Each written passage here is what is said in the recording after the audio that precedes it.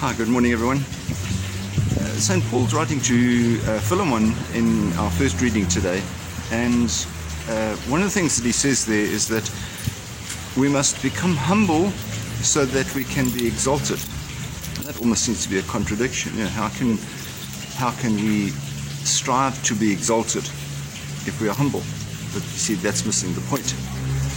We shouldn't strive to be exalted, but it is by being a servant, by helping other people, that we are recognized. And that recognition should not be something that we strive for ourselves, but in fact for the benefit of others.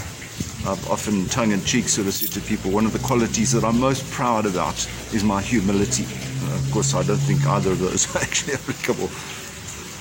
But Paul is giving us something we need to reflect on.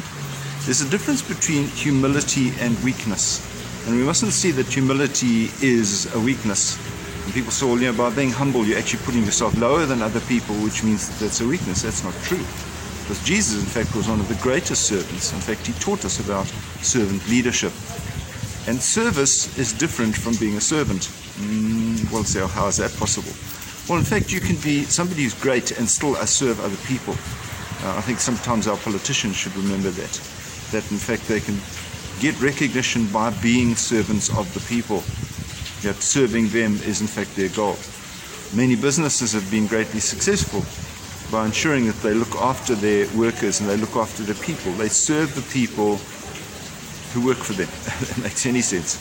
And in so doing, they get recognition, get respect, and therefore they are successful. So in the challenge that St. Paul's gives us today, in seeking to become humble, let's appreciate that it's sometimes contradictory to what the world is saying, because the world is saying be great and be recognized. But in fact there are ways of combining the two. We need to be creative about how we do that, but always to remember to be humble before God. Have an amazing day. Just may it be a special day for you. God bless and keep safe. Bye-bye.